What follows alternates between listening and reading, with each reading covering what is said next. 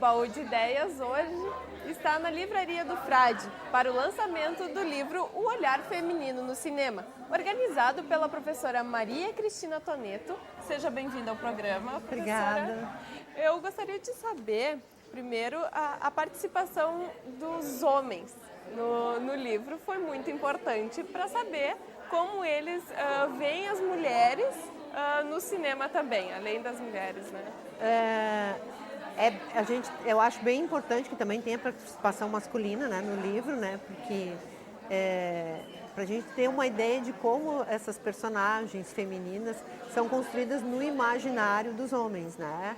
Então nós temos o professor Fausto, o professor Rondon, o professor Alexandre, o professor Marcos e o professor Cássio. São 5 homens, na realidade, que colocam o seu olhar sobre algumas personagens que constroem, né, essas histórias, ou seja, um documentário, como é do professor Cássio, ou sejam ficções, como é dos outros autores. Eles mesmos que se ofereceram ou foram a convite? Não, eu convidei os professores e eles aceitaram prontamente.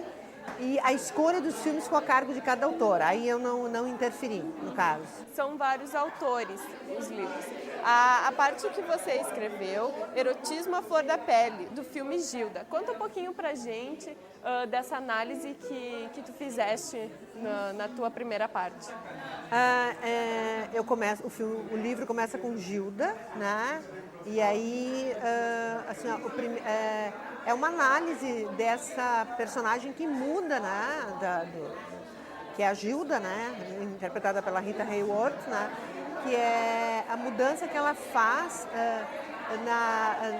na representação da mulher no cinema, né? Há uma mudança, que há um erotismo maior a partir do cinema noir, das intérpretes, né? Até porque, personagens. como colocaste no livro, antes as personagens elas não usavam, elas eram um pouco mais encabuladas, enfim. Você usa também nessa sua parte?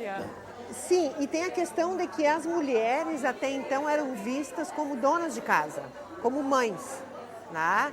Não, o cinema não mostrava a mulher com uma sexualidade, com um erotismo, né? E a partir do cinema noir é que começa a se ter, né, esse lado mais sensual das mulheres. E você acha que isso ajuda mais as mulheres usarem esse dom também, né? E usarem dessas formas e curvas e sensualidade? Eu acho que atrapalha? Na época contribuiu para se mudar um pouco o olhar, para se ter aquele estereótipo de que a mulher era somente a dona de casa, a mãe, né?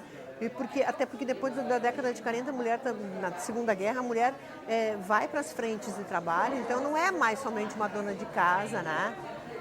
E eu acho que essa mudança de comportamento influencia sim o cinema, e o cinema influencia um pouco também a mudança das mulheres. Então, há sim essa troca, eu acho. Certo, professora, muito obrigada pela tua presença aqui no Baú de Ideias.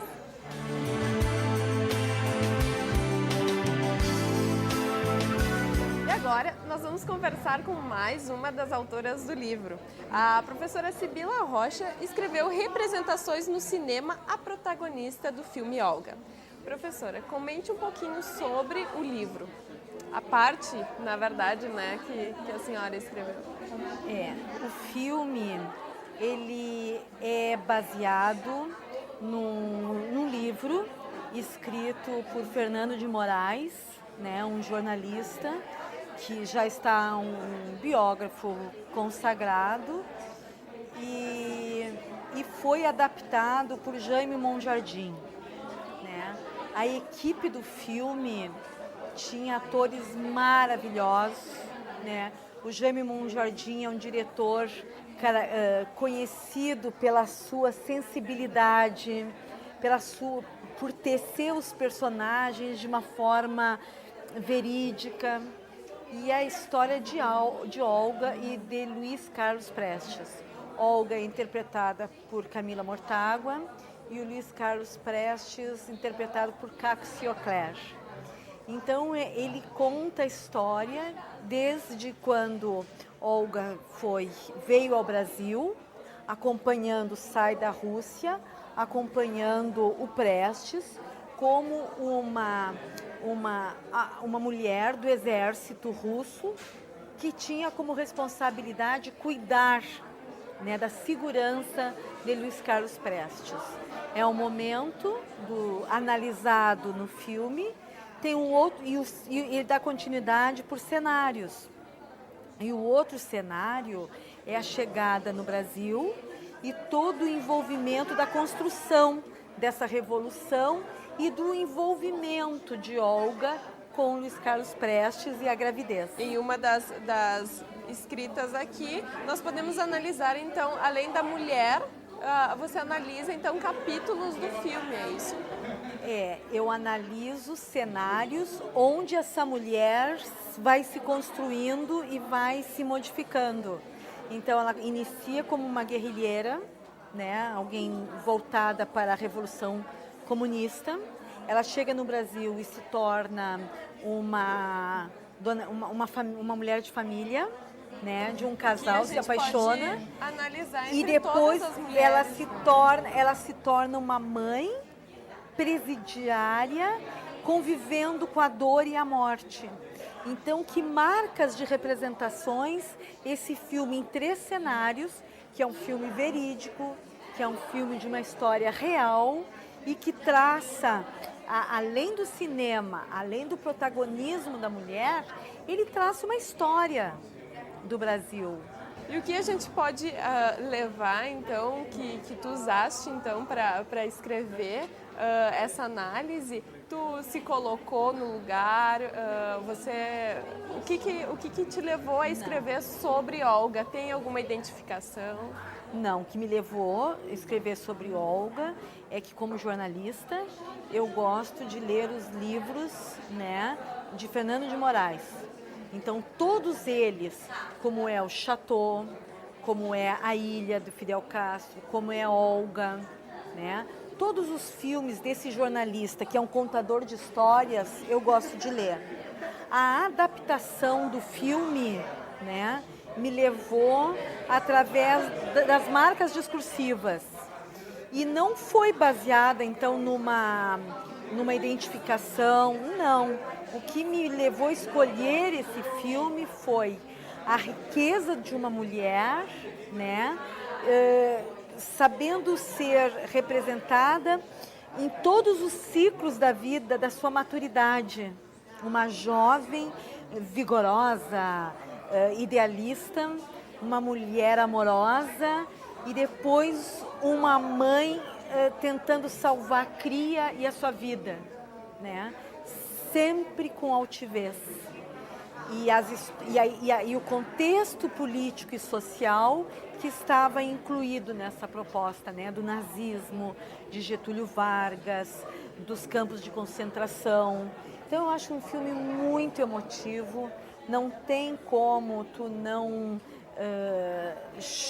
te emocionares com essa trajetória e dessa mãe lutando pela cria, lutando pela vida num campo de concentração.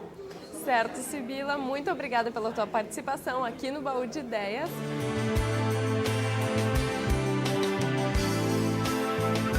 Agora, a professora Vera Elizabeth Prola Farias vai nos contar um pouquinho mais sobre a parte que ela escreveu, o filme que ela escolheu.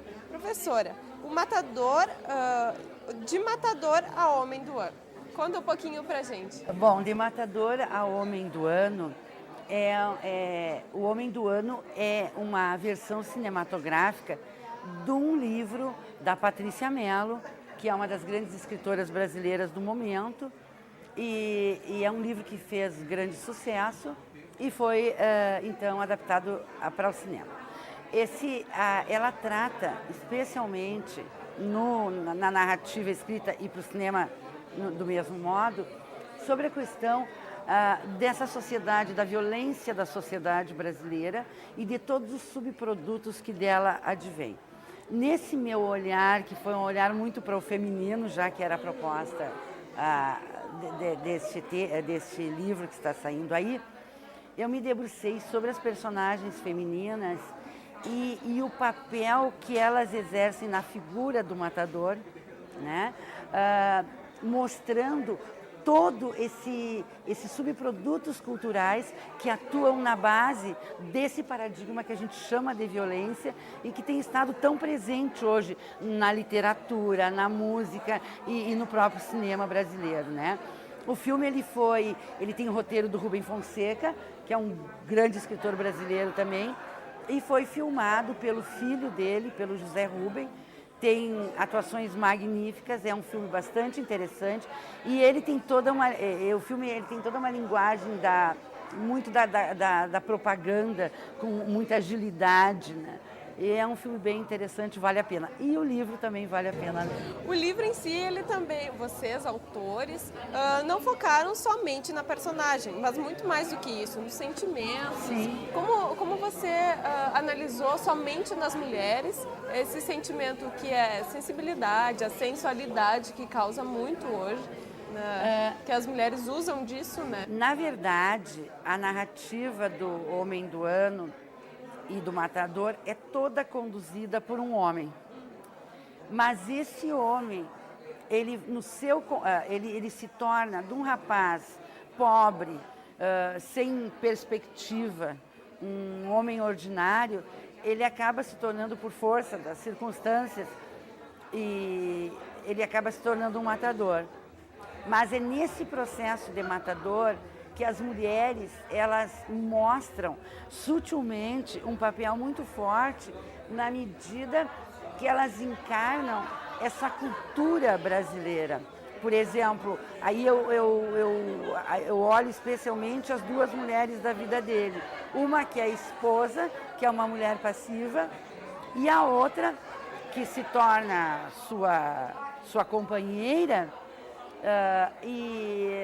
mas que dá um basta quando entende que a situação não pode mais ficar assim.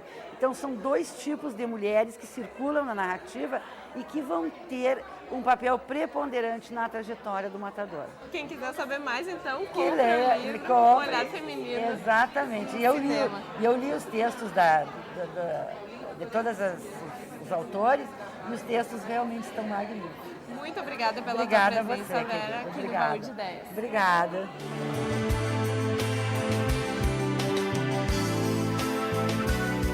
Chocolate, o filme, uma alegoria da vida, escrito por Silvia Niederauer, que está aqui com a gente. Seja bem-vinda ao Baú de Ideias. Obrigada, agradeço o convite, o prestígio pela tarde de hoje, que é tão importante para todas nós. Para todos vocês, né? Todos nós. Muitos escritores. A leitura do livro vai ser interpretada de várias formas. Tu teve alguma intenção em escrever quando escolheste o vídeo? Esse ou o filme? Bom, eu escolhi Chocolate, mesmo não sendo chocólatra.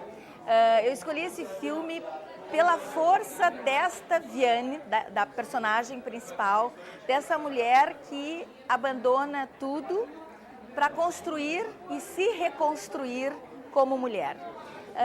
E isso, de fato, é uma alegoria da vida de todos nós, né?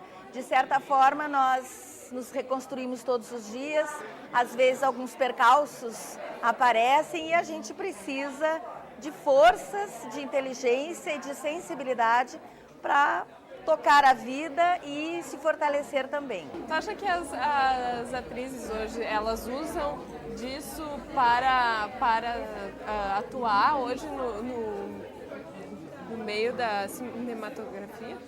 Olha, eu acredito que sim. As mulheres têm, não só as mulheres, mas esse livro que enfoca principalmente a personagem feminina, a força da interpretação feminina é muito grande. Até porque alguns diretores, eles que fazem, né, o personagem. Exatamente. Enfim, mas a entonação a entonação, a expressividade é da pessoa, mas também os diretores escolhem aquela mulher para representar aquele papel por conta de uma trajetória de vida, enfim, do jeito de ser da pessoa, e isso vai criando em nós esse simbólico, que é o que o cinema nos proporciona, que também nos ajuda a nos conformarmos, no sentido de nos formarmos pessoas melhores nesse mundo. Muito obrigada, professora, pela tua presença aqui no Baú de Ideias. Eu que agradeço.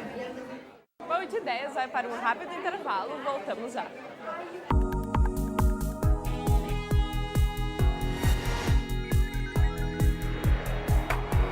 sonho.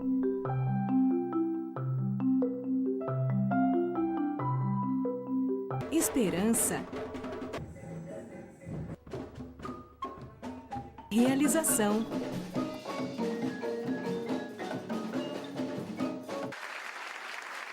Cuíca, promovendo inclusão social através da música, transformando sonhos em realidade.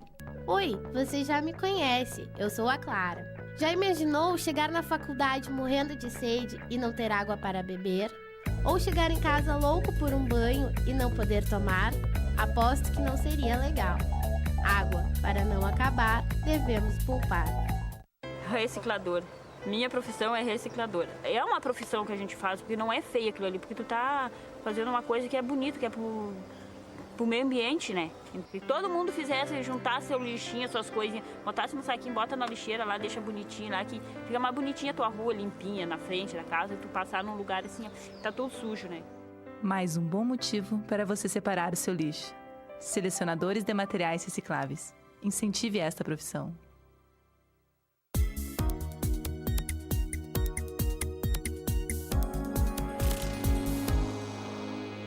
E agora nós vamos falar então com Marcos Pipe, que escreveu Casa de Areia, uma estética do desamparo feminino. É isso? Seja bem-vindo ao programa. Obrigado. Vamos então falar um pouquinho sobre o que trata esse capítulo do livro. A escolha, primeiro, assim, eu acho que seria legal te falar sobre a escolha por esse filme, né? Ou seja, quando a professora Kita Toneto me convidou para fazer parte do filme, eu fiquei, um filme sobre o feminino, né? E eu me devia esse texto para esse filme. Foi um filme que me impactou muitíssimo. Casa de Areia, toda essa estética né, que deu origem mesmo à ideia do filme, né? Que foi a visão do autor, enfim, dessas casas tomadas pelas dunas de areia, né, nos lençóis maranhenses. E me pareceu uma metáfora belíssima, assim, dessa... da vida, né? Enquanto esse transitório, enquanto essa luta frente a coisas que parecem tão imensas, né?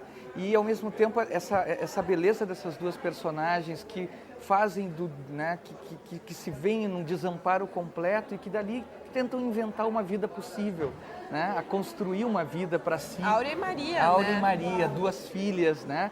Então traz também toda essa coisa da relação mãe e filha, né? Das questões do mito que organizam as vidas das pessoas, né? Então eu achei muito interessante esse filme, ele me impactou desde a primeira vez que eu vi. Eu levava muito para os meus alunos assistirem o filme e sentia que devia um texto sobre ele, assim. E no fim, né, autocríticas à parte, eu acho que pelo menos eu consegui, ao escrever, contatar em mim assim um pouco com essa estética, com essa mensagem bonita do filme, assim, né? Além dessa análise, como é que foi para ti, então, ter esse olhar feminino para diante desse filme e analisar essas duas mulheres, Áurea e Maria, então, com um olhar mais feminino, mais análise das personagens mesmo? Eu acho que é sempre difícil acessar esse lugar do feminino. É claro que eu acho que o feminino não diz da mulher, ele diz de uma certa posição, de um certo lugar, e que tem a ver muito com esse desamparo. Essas personagens, elas estão num lugar muito feminino nesse sentido, né? Elas começam totalmente tuteladas a um homem forte, né? Que vai desbravar o nada, mas no fim das contas elas que denunciam de uma maneira muito sutil, muito bonita toda essas imposturas do mundo, sabe? Então, analisar elas foi muito legal, porque não tem como fazer isso sem que a gente acesse um pouco do nosso próprio desamparo, da nossa própria condição, desse feminino que... se colocar junto com os personagens lá naquele lugar inóspito, né? Se haver também com essas construções, porque quando a gente vai inventar um texto, né, é se haver com tudo isso que elas, né, seja ali a folha em branco, tudo isso. Então foi muito legal para mim, eu gostei muito de fazer parte de um livro com um grupo tão legal de pessoas, com textos tão interessantes e de ter a oportunidade de poder ter acessado em mim esses personagens. Eu achei muito legal. Marcos, muito obrigada pela tua presença aqui no Baú de Ideias.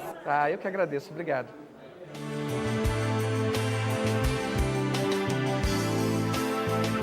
Agora nós vamos falar com Paula Bolzan, que escreveu As Horas, Tempo Arrastado em 3 Experiências. Ela vai nos contar um pouquinho sobre o que é essa história e por que escolheu essa história. Esse filme, na verdade, né? Isso, Nayara. Bom, é um prazer estar falando com você. E falando sobre esse artigo e esse filme. Assim, esse filme já era um filme que eu gostava há algum tempo. Quando a Kita me convidou para escrever um artigo, mesmo eu não sendo, né, eu não sou especialista em cinema, né, eu sou uma professora de história.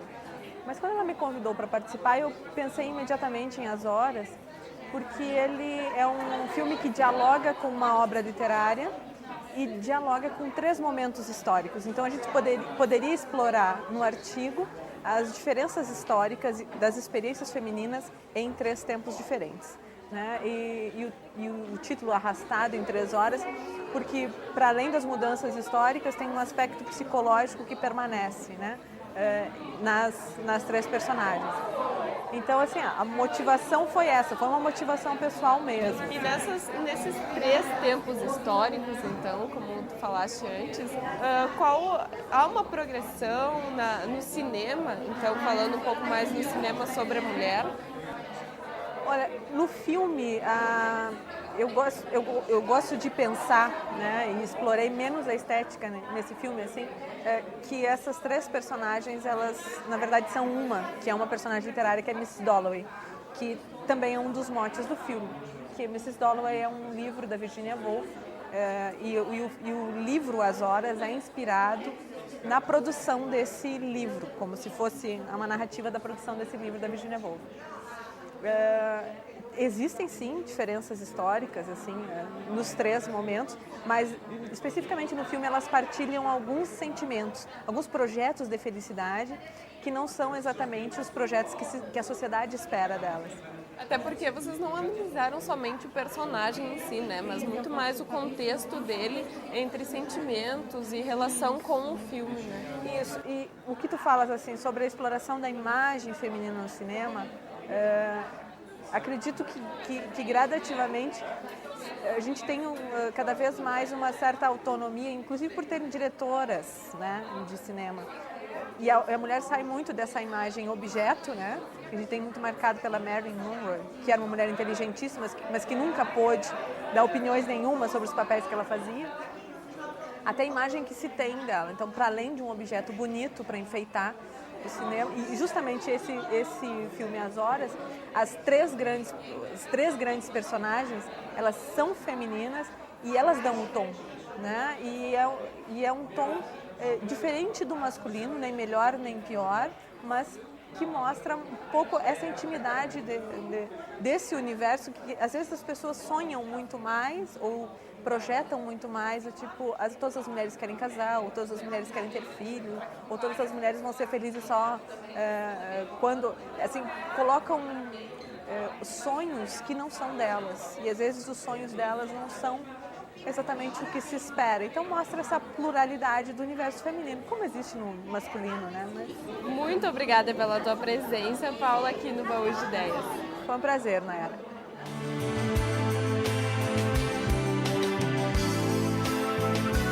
Então agora nós vamos falar um pouquinho com o professor Alexandre Macari, que escreveu O Cinema, História e uma Valise, reflexões sobre a arte de Valério Zurlini. Falei certo? Isso. Certo, então. Professor, eu gostaria de saber um pouquinho mais de como você escolheu esse filme e por quê, e essa análise que tu fizeste dentro do livro O Olhar Feminino no Cinema. Certo, então, primeiro foi um prazer participar dessa coletânea de artigos sobre o universo feminino. A escolha do filme, na verdade, foi muito livre, né? Quando a Kita me convidou para participar, ela disse, tu escolhe um filme que tu tem interesse em trabalhar e tal. Eu, de imediato, pensei num filme hollywoodiano, pelo momento, né? Só que eu fui vendo que outras pessoas já tinham comentado filmes hollywoodianos e não havia nenhum filme italiano em específico. Então, como eu sou muito fã do cinema italiano, eu pensei, vamos explorar aí um filme, né, que trabalha com o universo feminino, um diretor que trabalha muito com atrizes italianas, e por isso que eu escolhi a Moça com a Valise, né, do Zurlini, porque de fato é uma obra emblemática dentro do cinema italiano e não é um filme tão debatido, tão estudado de forma crítica, né? Então por isso que eu escolhi esse filme. Seria um desafio a mais. E essa análise, como é que foi para ti como homem, né? Um dos homens a escrever, como foi para ti escrever sobre um olhar feminino, né? Bom, para mim foi um pouco difícil, de fato, né? Porque eu não sou um pesquisador de gênero, né? Eu trabalho muito com cinema e história, então a primeira opção teórica para eu fazer o estudo foi optar por ver um pouco essa relação da inserção da mulher na sociedade. E como o filme trabalha com isso. Então, foi bem um desafio, né, que eu aceitei e que foi bem interessante. Eu não sei se foi com tanto sucesso quanto eu esperava que fosse, mas espero que o pessoal que vá ler o texto, né, possa dar o retorno, né, criticando e dando dicas e opiniões, né. Então, como pessoa casada, né, geralmente tem, né, essa relação bem próxima com o olhar feminino próximo. Foi o meu caso, né, quando eu fiz o estudo, né, a minha mulher estava junto, então foi bem assim uma troca de opiniões. Certo, então teve a ajuda da esposa para complementar o livro e para analisar de uma forma diferente também. Sem dúvida, sem dúvida. Certo. No drama, na Itália, você revela também um segredo da mulher dentro do filme, né? Tu vai contar pra gente, vai dar uma palhinha? De fato, né? Há algo relacionado à ideia da valise, né? Por que o diretor utilizou a valise, né, no filme, fazendo uma relação com essa personagem que perambula por vários locais na Itália, levando consigo sempre essa valise, né? Então, fica a dica que, de fato, é algo bem relevante para entender um pouco desse conhecimento sobre o papel da mulher na sociedade italiana da década de 50, que é quando o filme concentra as suas ações. Quem quiser, então, saber mais sobre o segredo, né? O segredo da valise. Mais sobre os capítulos, então que venha até a Livraria do Frade, né? Isso. Muito obrigada, Alexandre, pela tua presença aqui no Baú de Ideias. Que agradeço.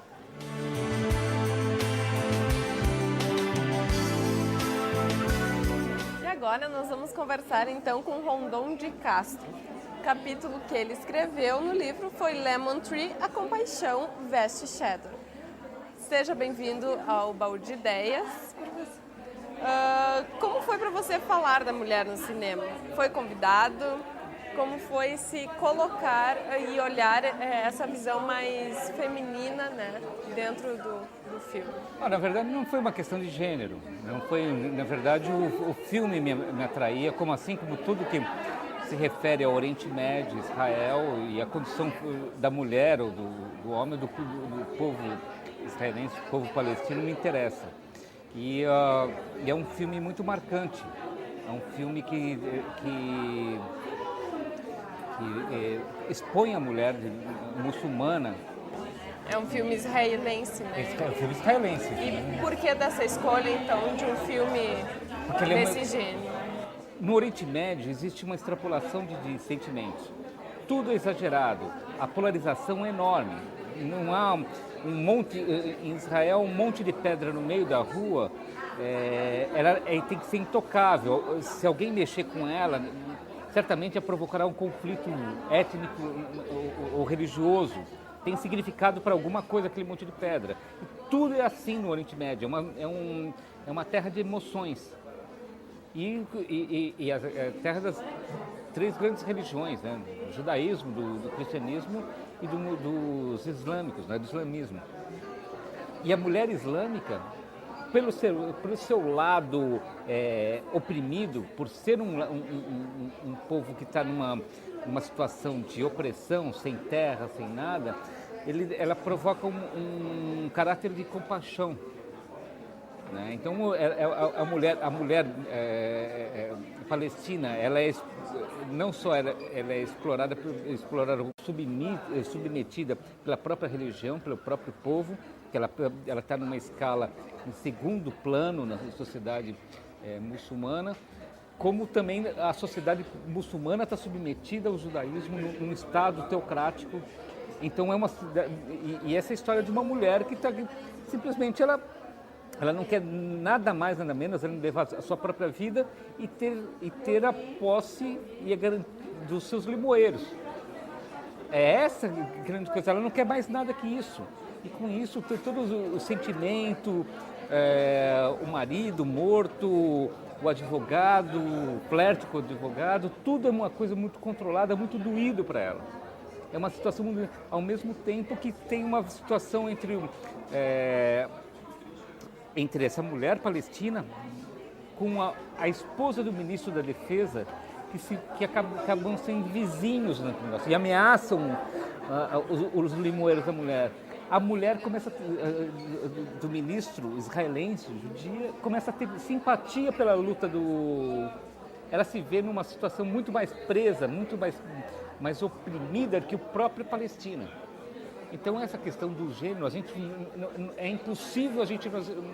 Quando se fala assim que é mulher, a mulher oprimida, é uma questão... Existem muitos graus de opressão. Até o próprio homem, como gênero, ele é oprimido por ser o opressor. É essa discussão que se faz no Le Montry, e ainda tem uma característica, tem uma linguagem, uma leitura, uma linguagem, porque o diretor viveu no Brasil. Então ele tem muito quando ele diz que a segunda pátria dele era o Brasil. Todos os caráteres que ele faz, ele colocou uns caráteres, a própria música, meu limão, meu limoeiro, né, que foi considerado, ele adotou por conhecimento do Brasil. Né? Então ele faz referências ao Brasil, ele faz da natureza da liberdade que existe no nosso país, muito mais livre, muito mais controlados os conflitos étnicos do que lá, né? Aqui nós não saímos a guerra, né? Lá eles vão à guerra pelos problemas étnicos. Então ele pôs isso no filme. E é por isso um filme que realmente ele não fez muito sucesso, principalmente em Israel. Israel é um filme que ele foi muito mal recebido. E somente no estrangeiro, que veio com distância, com distanciamento aquele conflito, é que eles conseguiram ter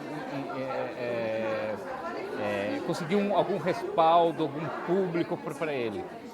Certo, Rondon, muito obrigada pela tua presença aqui no Baú de Ideias. E quem quiser saber mais sobre o livro, que venha até o Frade, então, e compre. Sem dúvida, sem dúvida. Muito obrigada. Muito obrigado.